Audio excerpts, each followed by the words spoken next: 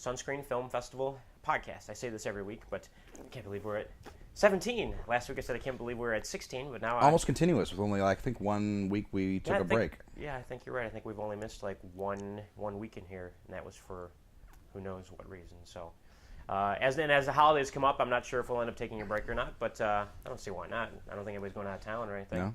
As long as there's two of us to show up, then, it's good to go. So, by the way, I'm Tony Armour, Executive Director of the Sunscreen Film Festival, and this is Tyler Martin. Tyler Martinolich, Programming Director. I'm glad you can say your name because I can't. I've had practice. Yes, that's good.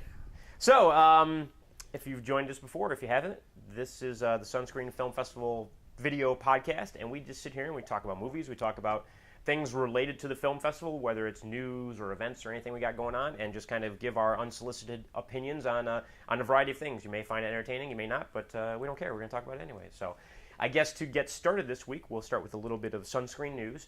So we just sent out a press release a few days ago. This is the big news we've been waiting to announce. The Sunscreen Film Festival this year is officially sponsored by the Motion Picture Academy of Arts and Sciences, the organization that hands out a little golden statuette named Oscar.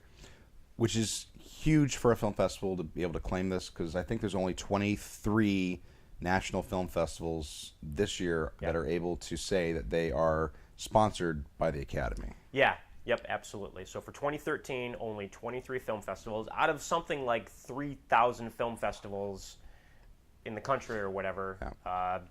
So only 23 of those are sponsored by the Academy. So it's a big deal. We're very excited and very thrilled and proud, and thank the Academy and all that. Right. And there's a lot more than 3,000 film festivals in the U.S., but the criteria to even be or have a chance to submit to be a part of the Academy is incredibly stringent. I believe you have to be hold the film festival continuously for 7 years, if I'm not correct. 5 years. Yeah. Okay. Yeah.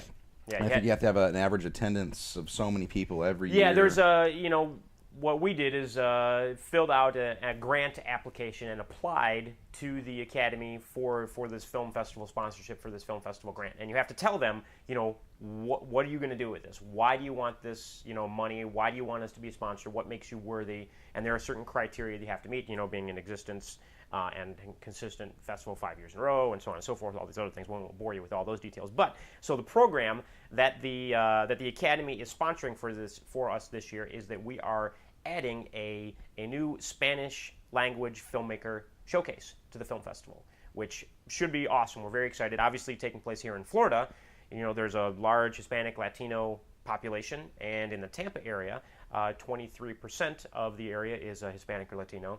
I'm not sure which is the proper term, Hispanic, Latino, and what the differential is there. Maybe I should figure that out at some point soon. So I'll stick with just Hispanic, And there are no Spanish language film festivals at all in the Tampa area. So that's what we're doing. And as a part of that, we are going to bring in Spanish language filmmakers. So we're going to have one theater in our theaters for the festival that is going to be designated Spanish language. The Feathered Serpent Gallery in downtown St. Petersburg is a sponsor of that particular theater. So it'll be the Feathered Serpent Gallery Theater at Sunscreen Film Festival, Spanish language film maker showcase. So we'll get films from Latin America, Central America, South America, Spain, wherever, and bring in actors, directors, filmmakers, whoever we can, basically. So it's something, that we're working on now. And for those of you who've been on Without a Box recently, if you notice through our normal categories, we've added a bunch this year. We have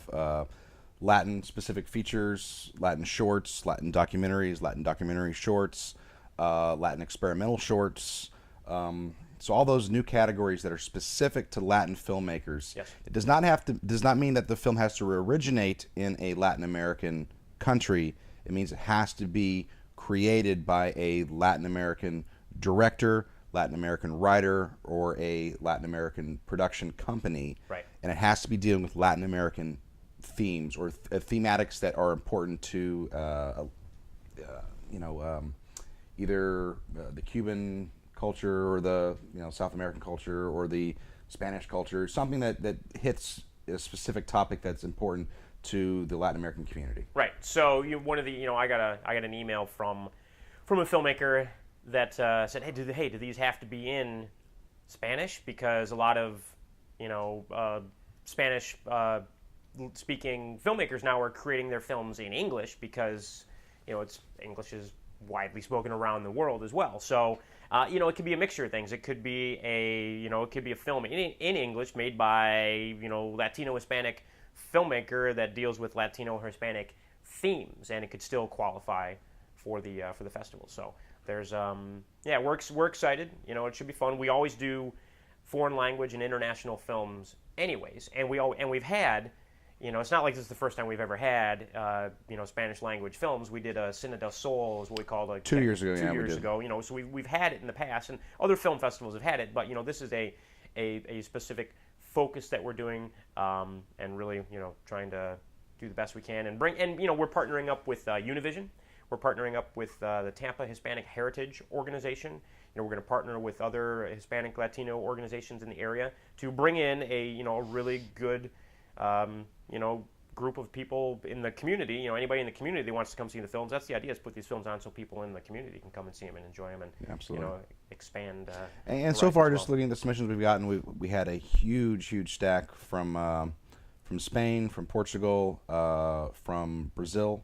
We got a bunch of even though Brazil speaks Portuguese, yeah. Which I don't know if that's semantics. I'm not I mean, in Portugal they obviously speak Portuguese as well. But true, Brazil is in South America. Which maybe I should have qualified that. I don't know, but we did get a ton of Latin American films from all over the world.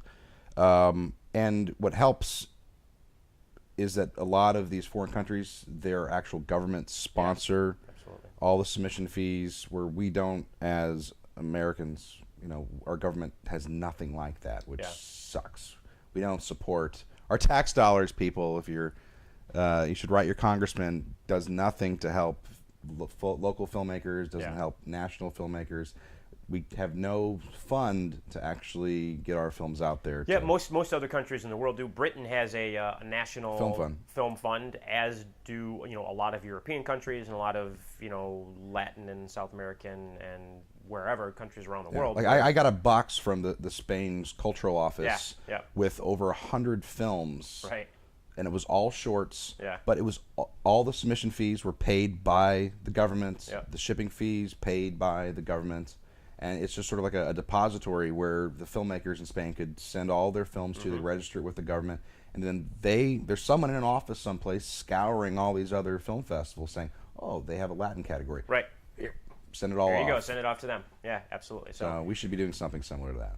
Yeah, but it's a very cool thing, and we're very excited. So you're going to start seeing the Academy logo on a lot of our materials that go out now, and I think we're going to have to throw it on the video here. So we'll have it pop up here as well. So very exciting that the Academy is officially a sponsor, and soon we will have some other exciting news to talk about as well. So we'll save that for another podcast. But good stuff, and again, to be one of only 23 film festivals in the country sponsored by the Motion Picture Academy of Arts and Sciences, which is how we have to refer to them. There are specific ways you have to refer to them in press release and everything. You got to use the full name, so it makes those titles on those press releases awful long, but we don't mind, so it's all good. So I guess moving on, the other festival news is today is the 18th of November, right? Mm-hmm. So coming up on November 30th, Chris Wyatt, and we've talked about this before, but Chris Wyatt, producer of Napoleon Dynamite, writer on Disney's Avengers animated series, Ultimate Spider-Man animated series, and also on Nickelodeon's Teenage Mutant Ninja Turtles, some other work that he's done, other films, wide variety of things. He's got a Western coming out. He has a Western coming out. Rio Sangre is a Western he's shooting for Lionsgate, and actually for Lionsgate's Spanish language division, Pantaleon, which is, again, so just, talking about Spanish language films. And the film will star Alexa Vega and William Levy. Actually, remembering back when we had our Cine del Sol category, Doc was one of the judges for that particular prize that year, and he loved the stuff we brought in. I forget the name of it. It was a wild, weird, like surreal clown movie. Yeah. It was right up Doc's alley, and it was just really bizarre. But he's a huge fan of Latin pulp films. Yeah, so absolutely. So, so Doc is his nickname, but Chris Wyatt coming into town is going to do a 3-day filmmaker workshop. Super intensive workshop. Super intense workshop. 8 hours a day for 3 days, a Friday, Saturday, and Sunday, to teach you everything you need to know about filmmaking. And if you have the opportunity to do it, it's going to be in downtown St. Pete at the Feathered Serpent Gallery in downtown St. Pete on Central Avenue there. Take advantage. If you go to our website, you'll be able to see the link to sign up. And if you use the discount code SSFF12, short for Sunscreen Film Festival, 2012. Normally $300 for the class. You can get it for $100. So SSFF12. Look at the website, and hopefully you'll sign up, and we'll see you there. And this isn't me being facetious, but for someone who spent 10 years going to film school, regular film school, postgraduate film school, Right. doctoral, you will learn more in 3 days in an intensive workshop with someone who's been there and done that than you will paying an astronomical amount of money to sit in a classroom and read out of a textbook. Yeah, So yeah, absolutely. it's well worth your time. Absolutely. So we hope to see you there. So I guess moving on to now to some of our random film discussion stuff. I know we're sort of a week behind on this, but we're going to talk about the new James Bond movie, Skyfall. Oddly enough, Tyler here has never seen a James Bond film in his entire life until Skyfall. It's not entirely true. I think I Okay. saw the first 20 minutes of Casino Royale with the parkour thing where they're running through Yes. the construction site. Yeah. But other than that, I've, honest to God, never seen another James Bond film. It just never appealed to me, the idea of some guy in a tuxedo running around with dorky gadgets. Just you compare that to like a Steve McQueen or a, a Clint Eastwood. Mm-hmm. It's like, no, it's not manly enough. I'm Yeah. sorry. Well, I mean that's where if you, and we're going to force Tyler to watch some of these other Bonds, but if you look at Bond throughout the years, you look at Sean Connery as Bond in the first couple of Bond films.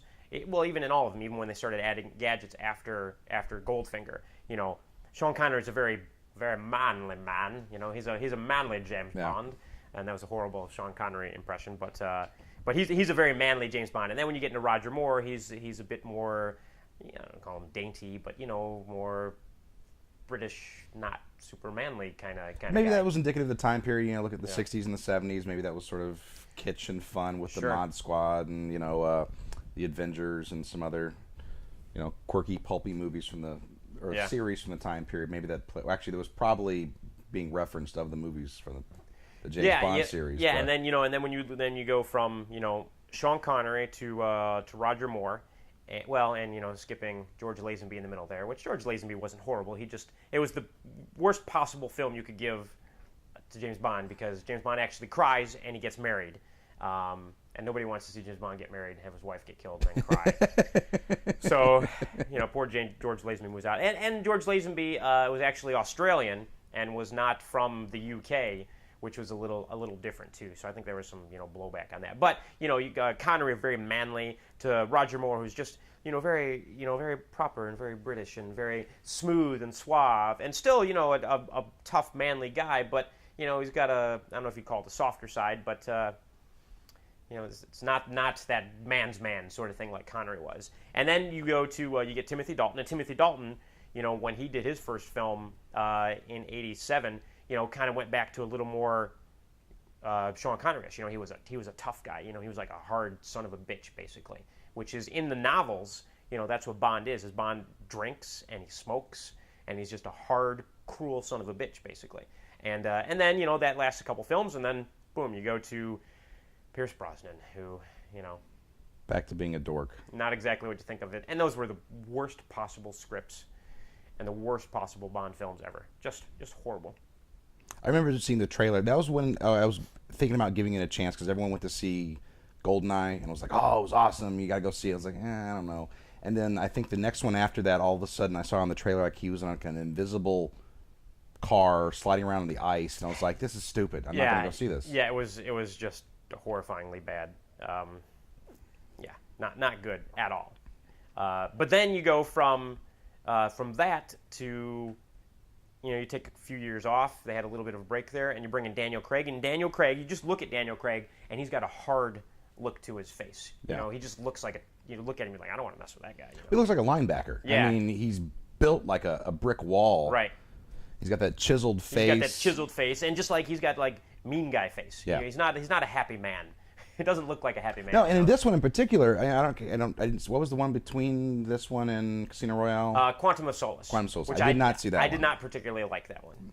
But this one, he doesn't shave through the majority of the movie. But Yeah. he is really grizzled and just mean. Yeah. And angry and Yeah. psychologically damaged. Yeah. Which is why I liked his character so much. I mean, this is a man that is broken. Yeah, and that is the way Bond is in the Ian Fleming novels. I mean, some of the Ian Fleming novels aren't great, but they're, I read all those as a kid, and then I've reread them later as an adult, and he's just, he's just mean and tough, and just, he's got a lot of psychological issues and everything, and he's all scarred up from being tortured over the years, and he's just screwed in the head, and Daniel Craig does a great job with that in Skyfall. You can tell, like, everyone he kills in this, like, that's somehow, like, internalized in his head, and it's damaging him somewhere deep within his psyche, and it's just really rattling around in there, and you can just feel that, like, every time another person he knows gets knocked off, like the Chinese woman whose name I forget.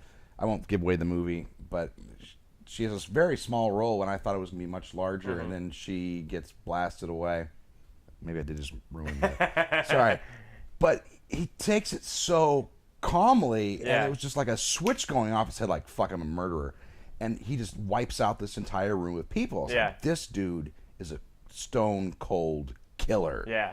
Like, there's no redemption here. I mean, he is just cold-blooded and evil. Yeah, and some cool stuff that they do in Skyfall that they haven't revealed in any other Bond film, and you get snippets of it, in the novels and information from the novels, is sort of his past and his history with his family and his family. And it's the first time you've ever seen, Bond's family home, and you see the gravestones of his parents and stuff. Yeah. I mean, and his is he Scottish? Like, obviously Connery is, but I don't know if they throw out the canon of the rest of the Bond novels or the movies, because they do reference it. I got that feeling. But is Timothy Dalton supposed to be English or British? I'm trying to remember. In the Roger Moore, they never say in the movies whether he's Scottish or he's, just British or whatever. But he's definitely Scottish in this. Right. They drive out to this moor out in the Scotland Highlands, and it is like this desolate, horrible, depressing, angry land. Yeah. And you have this, not like a castle, but like this manor house. It's like, now I understand why this guy is so fucked up in the head. Right. No one who grew up in a house like this comes out undamaged. I mean, there's some really weird shit in this house. It's almost very Dark Knight-esque. It really is. And it really is. James Bond and Bruce Wayne sort of almost parallel characters. Oh, even going on with the cave below the house. Yeah. Are we going too much in the movie? I don't know. Fuck it. You're watching the podcast. Spoiler alert. Yeah, spoiler alert. If you don't want to hear too much about Skyfall, fast forward this part and come back when we talk about Quentin Tarantino. But when he blows up the house at the end, and the caretaker clearly has an attachment and some fond memories, but you can tell that Bond has none. Yeah, and the caretaker, Bond probably hasn't seen in 30 years or something like that, And this guy's been there taking care of the house for forever. And then, which is cool, they reference that, everybody thinks that Bond is dead. And so all of the stuff, any possible memories that fond memories that he could have had are gone because they've all been auctioned off and sold off. And the house itself has been auctioned off. Doesn't even belong to him anymore. Yeah.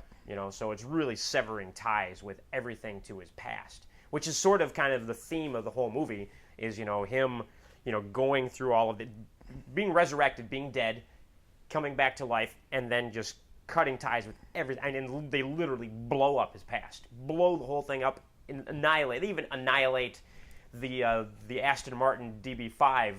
It's been an iconic, James Bond car since Goldfinger. Yeah. We're just gonna crush and destroy. Which was this a thing. great set piece. I had no connection with it because I'd never seen the previous Bond films, but I did get all the references with the gadgets, or at least understand that they were trying to reference something earlier from previous Bond films. But they even cut off with what's her name, Judi Dench's character, who's played M through She's done the modern Bond films, starting with what's his name? She was M with the Pierce Brosnan Brosnan films. as well. Yeah. You think, oh, she's just done the Daniel Craig ones, but no, she was M for the Brosnan films, and she's done a great job. At first when you're like, oh, M's a woman, but she did a good job. And if you remember the original M back in the 60s, 70s, and I guess even in the 80s, he did, I don't know how many films that guy did, 17 films before he eventually died. But he was just a hard-nosed guy. And in the books too, you read the books, and he has an affection for Bond, but it'll never. And the same thing then that Judi Dench's character reveals, she has an affection for Bond, but it's never revealed. She's very, very stiff upper lip, right. British, not gonna reveal that. And but going back to what you're saying, where they literally just sever all ties with his past, it really comes out in this that as a consequence of Bond's parents being killed early, he became an orphan, and she almost became his surrogate mother, absolutely. Raised him, and at the end of the movie, there's no other choice but to kill her off. If we're really to sever all these ties, she has to die for him to be truly reborn as this new paragon of modern, whatever this modern spy agency is now going to become, because even the old building that they were in is blown to pieces. MI6 is destroyed. Yeah. And wherever they go with the next movie, they're rebuilding from the ground up.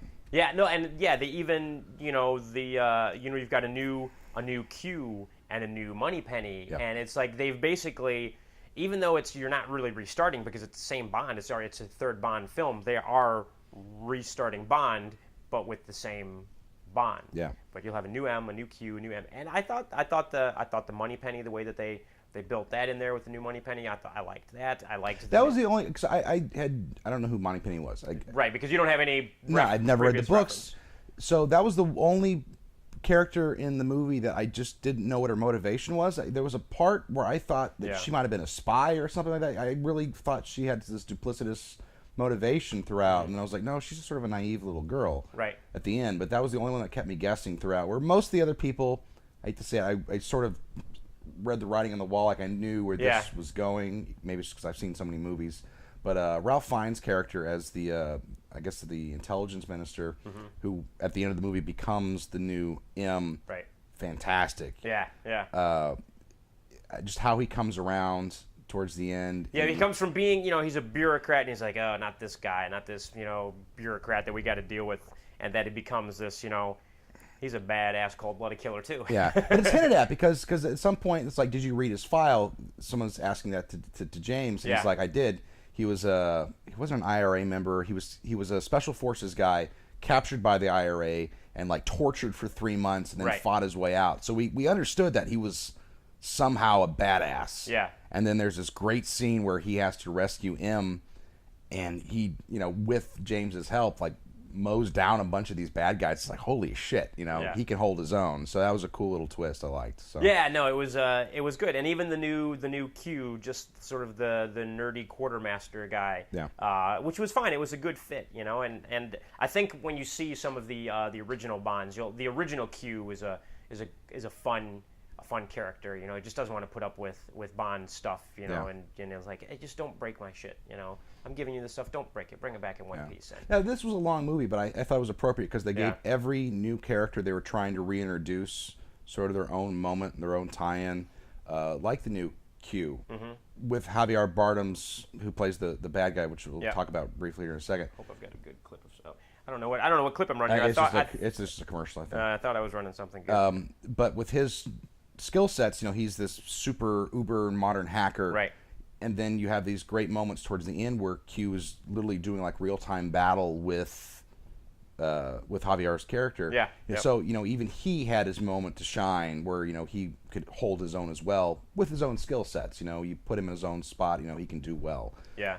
So I thought that was great. It was revealing of the character. But Javier Bardem's character, yeah. I don't have any other Bond villains to really compare him to, but he was just magnetic on screen. He was so good. And I liked, that they used a former member of MI6 as the villain. Yeah. Basically, and they did that maybe once before, maybe GoldenEye or something. I can't quite remember what the plot was of that, but that was I think that was Sean Bean was the bad guy there. Sean Bean always plays a great bad guy, so you can't go wrong with him. But no, Javier Bardem was. But the one thing, looking at Javier Bardem when I was watching the movie, the whole thing I kept thinking is like, God dang, that guy has a giant head.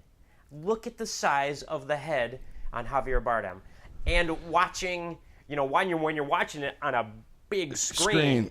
That screen is 30 foot tall. I think it was more of his hair now that I'm looking at his pictures in this Hollywood Reporter. Like, they had teased his hair up like he never got out of the 70s when his character was supposed to have been in MI6. Yeah, it was weird. I just kept, what a giant head this guy has. Maybe it was just the angles or something other, but I don't know. He looked like he had a monster noggin. What did you think about making him gay in this? That was kind of an interesting choice. Yeah, I thought that was an interesting choice. But you know what? That's not un-Bond-like. Because in the novels, in the Ian Fleming novels, Ian Fleming actually does that with some of the characters, and he makes them gay because it just adds, and especially when those novels were written in 50s and 60s and stuff, adds that extra level of uncomfortableness to the whole thing that, if you're a guy in the 50s or 60s reading this novel, it's like, not that, being gay made them evil. He didn't do it, that's like gay equals evil sort of thing, but it was just something different for the character that you wouldn't normally think, just another little level, and I liked it. I love it too. The interrogation scene where they first meet Bond and what was Javier's character's name in this? Yeah, I can't remember his Silver. name. Yeah. They meet for the first time, and there's this weird sexual tension in the room, and he's flirting openly with Bond, and they're sitting cross-legged almost together in these two chairs, face to face, and he puts his hands right in his thighs, and it was really uncomfortable at the same time, really playful, and it was amazing how Bond's character adapted so quickly and played it off. I was really impressed with this character all the way through. So. Yeah, no, they did. I just overall really liked the film. I really liked Casino Royale when they did that. I didn't like Quantum of Solace. I don't know what it was. It just didn't do it for me. And a lot of things, to be honest with you, for me, for Bond films, I don't know why this is, but when a Bond film takes place internationally at exotic international locales, I like it much better than if it takes place, like, say, in the U.S. Like there is Diamonds Are Forever. A big portion of that takes place in Las Vegas and in the deserts of Nevada. And I'm just like, to me, I'm like visually and something psychologically does not appeal to me whatsoever. I'm like, it doesn't feel like a Bond film. Like a Bond film should feel like him being in Macau. Yeah. And even just London, just hanging out in London, that's very, very Bond-like. And in Quantum of Solace, it's I think it's Mexico or somewhere. This is a desert, ambiguous desert number 5. It's just somewhere out there. Desert, I remember the trailer, just like, Yeah, it's very, you're like, well, whatever, sort of thing. And the set pieces in this one were amazing. Turkey, they had Turkey here in Skyfall too. Oh yeah, they opened in Constantinople, I think. It was holy shit. They're running on rooftops. Motorcycles going to the Grand Market. That was good stuff. Oh my God! Yeah, but when they got to Macau, though, there's really no more interesting city in the world, just visually, because it's just this weird technical superstructure just growing out of the ground. And I really liked the director, Sam Mendes, I believe is the director. I really liked the scene. There's a scene with an assassin where he's the assassin is going to kill someone, and Bond is sort of stalking him. And seeing what he's doing, and a lot of the scene, there's a fight scene between Bond and this assassin, and a lot of this they're silhouetted the whole time because of a big Times Square type of media board that's providing all of the light and all of the backdrop, shifting, moving light and everything. And it's blue. It was really cool visually and really visually striking, and I really liked the whole visuals. And do you remember who directed the first 2 Bond films for Daniel Craig? I think I can look it up here real quick, but I think Sam Mendes did at least one of those. Did he? Yeah. Because I was surprised when I read that Sam Mendes was doing this, and maybe I thought I knew most of Sam Mendes' work. He just seemed like a strange choice for this big of a action piece. Right. Like he's like a 24-hour party people. That's what I know Sam Mendes as. It was weird that he'd be doing a big action piece, but he was perfect for it. Yeah, and the thing about Sam Mendes too is American Beauty too. It's like you think American Beauty and James Bond, and they don't go together. But to be able to take and he's an English director, and born in '65, so he very much grew up in the Bond era. Okay, but if you look at his other films, he also did Jarhead and Road to Perdition. So, okay. Cabaret Company, American Beauty, Road to Perdition, Jarhead, Revolutionary Road, Away We Go, Skyfall. Those are the films that he's directed. So I guess, well, even Jarhead's not really a big an action movie. No, but, there's got some military sort of stuff there. And Road to Perdition, had some action-y stuff. So, no, this was Sam Mendes' first Bond film. Yeah. So I'm trying to remember who did Beauty of the Internet, and then we can look this up in real time while we're chatting here. It was just an electric film. I went to see it in IMAX too. I don't know if you did. Oh, did you? No, I didn't see it in IMAX. Oh God, it was just dripping. It was gorgeous. Yeah, I can imagine. Martin Campbell did Casino Royale, and if I remember correctly, Martin Campbell he did some other Bond films. He did GoldenEye. Interesting. Back in the day, back when the Bond films would be made in the 60s and 70s, you had a lot of the directors. One director in particular, I think, Guy Hamilton, did like 6, 7, 8 Bond films. Like they had the same team for every single film, the same director, same producing team. The Broccoli, Albert R. Broccoli, who basically took Bond from what it is now, and now his daughter is producing all the films. Okay, so Martin Campbell did the New Green Lantern. He got off the resume. Edge of Darkness, Casino Royale, Legend of Zorro, that was not a very good film. Vertical Limit, Mask of Zorro. He did 2 Zorro films. Odd. That's a sort of strange thing. GoldenEye. So he actually did 2 Bond films and a lot of TV.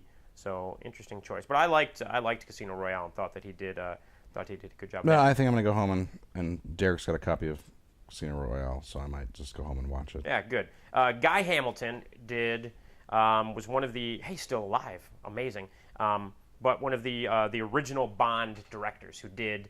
That's all he did was Bond films, basically. So he was the first. He did Goldfinger.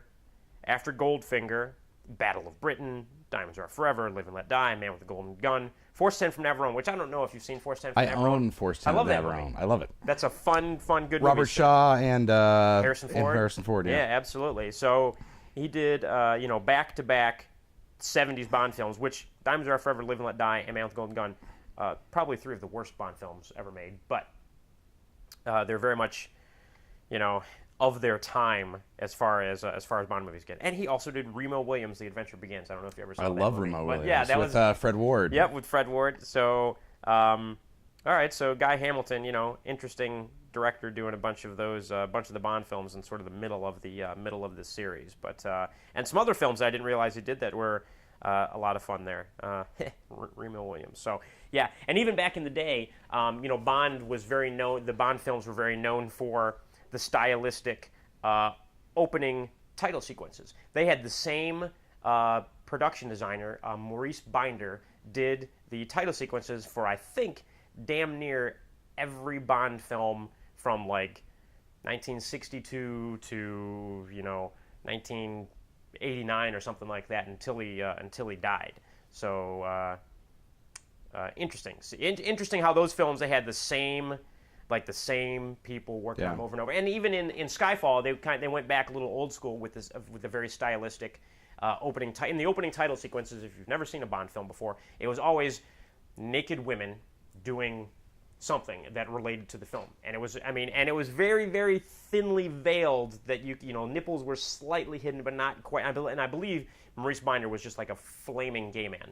And but the visual opens for all these Bond films were very very stylistic and very, kind of just very artistic and very cool. So. I did not like the Adele song though. Wasn't a fan of it. Yeah, no, I'm not a fan of the Adele song either. But it does sound very James Bond-esque. Yes, yeah. When you look at some of the older, I'm trying to pull a Remo Williams clip up here. But it does sound very James Bond-esque in that. Back in the day, they had big name singers, doing the theme songs. Yeah.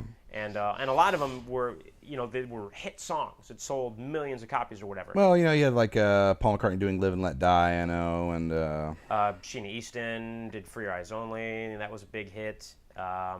And then even going back into the 60s, Shirley Bassey, did some stuff, and, they had some big names. And then it kind of, even though they tried to have, like, I think, well, Duran Duran did, whatchamacallit, in 1985's, I don't know, I'm blanking on the name now, but Roger Moore's last film in 85, big Duran Duran hit song at the time, one of my favorites that I'm blanking on. Hungry Like a Wolf? No. I don't know. I'm trying to think about it. Too many Bond movies running through my head here, but A View to a Kill. Okay. A View to a Kill.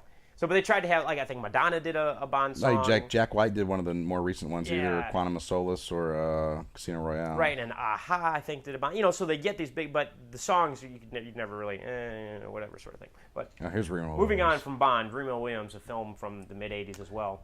If you've never seen it, it's absolutely ridiculous. Totally ridiculous.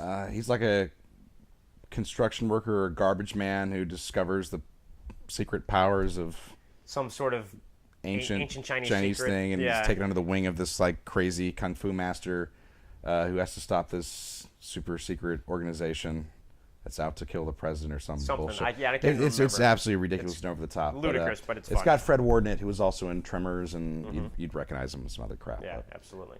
And Fred Ward was in a really fun film that I would have loved to see more of, and I know Brad really likes this film. It's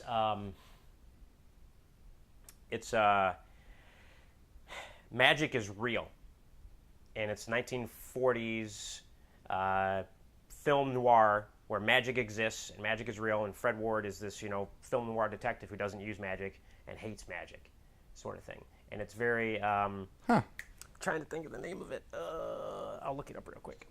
But maybe I can pull up the trailer for that. But it's a cool fun film as well. I started spelling Fred Ward, Fard Ward. My brain is thinking too quick and too fast here. But Fred Ward. I think he's still around. He's not dead. Yeah, yet. He's still around. He's still acting. He's been doing some stuff recently. He was in The Right Stuff. He's one of these guys who's been in like 86. He's a character actor. Yeah, 86 movies, and he was the lead in a number of different films. What is the name of that movie? But while you're thinking of that, going off of pulpy, trashy movies from the 80s, I was reading an interview with Quentin Tarantino. Not that he made movies in the 80s, but pulpy and trashy certainly. He is talking about retiring. He does not want to make movies past the age of 50.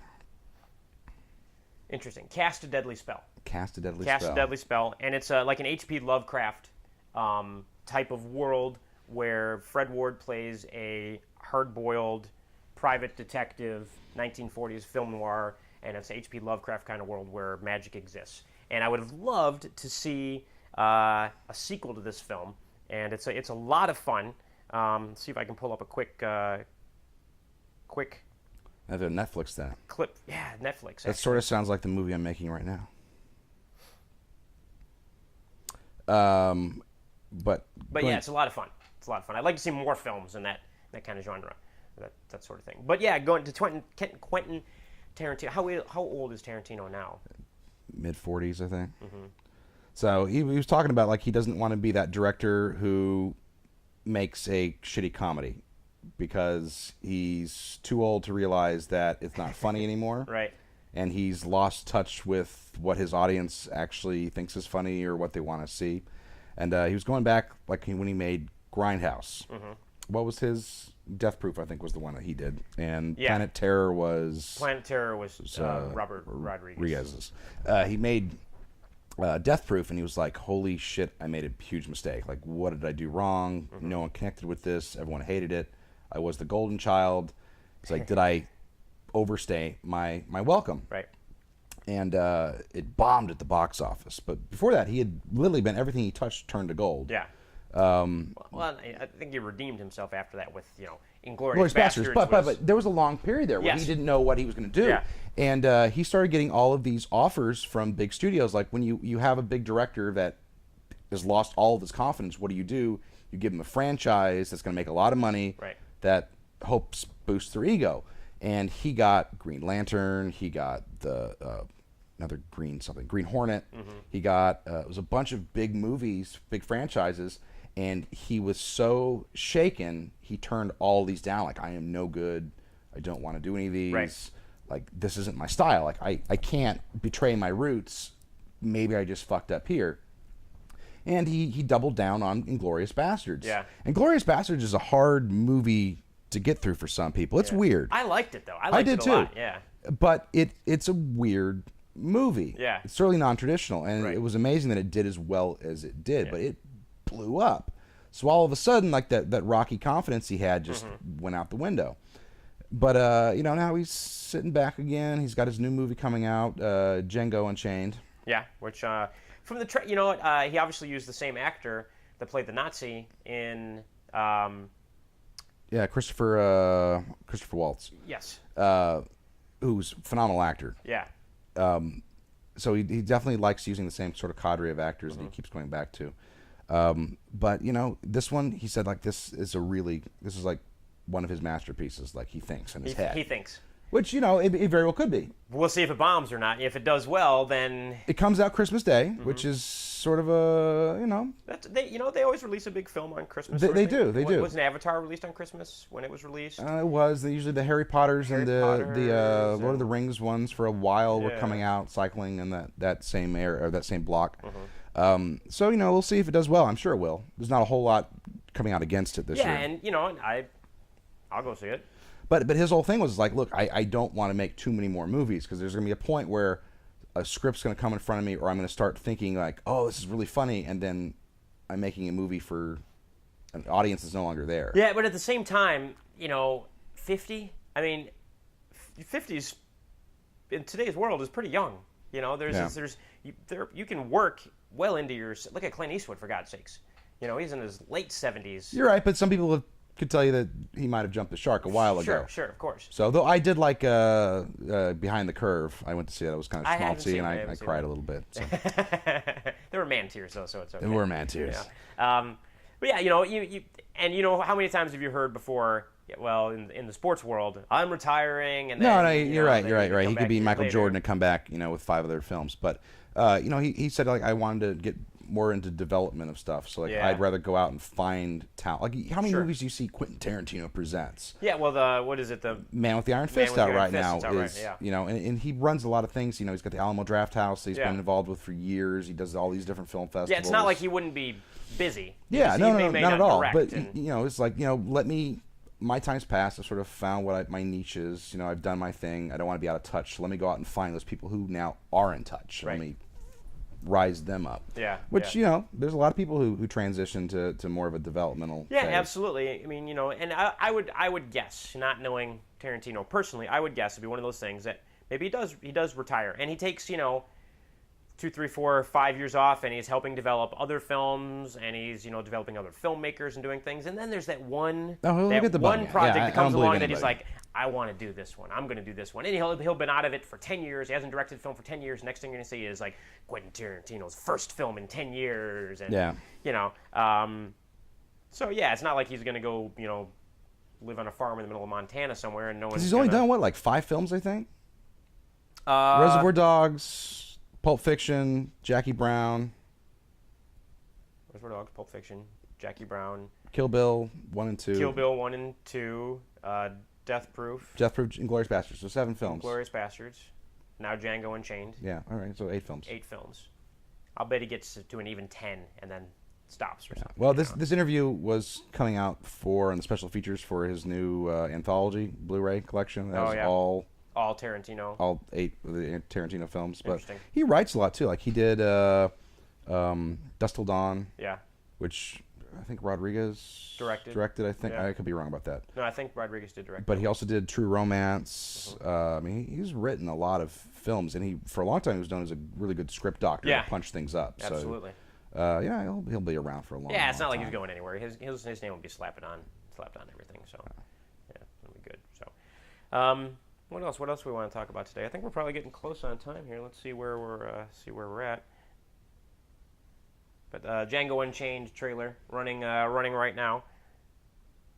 I've half been paying attention to the trailers I've been running in the background here as we've been talking. So if you had some random video come up, how about that? 2, 1. Right there. That's about 45 minutes. That's about long enough for us to ramble on here. If you'd listen to our opinions and our reviews. So, well, thanks everybody for joining us for the 17th Sunscreen Film Festival video podcast. Be back next week with number 18, and we'll probably have a few more guests next week. I think Superhero is going to be back next week. He's been, working on a few different things. Hasn't been available. Writer Brad Siberson probably back next week as well. So we'll see who shows up. But thanks for joining us, and we'll see you next time.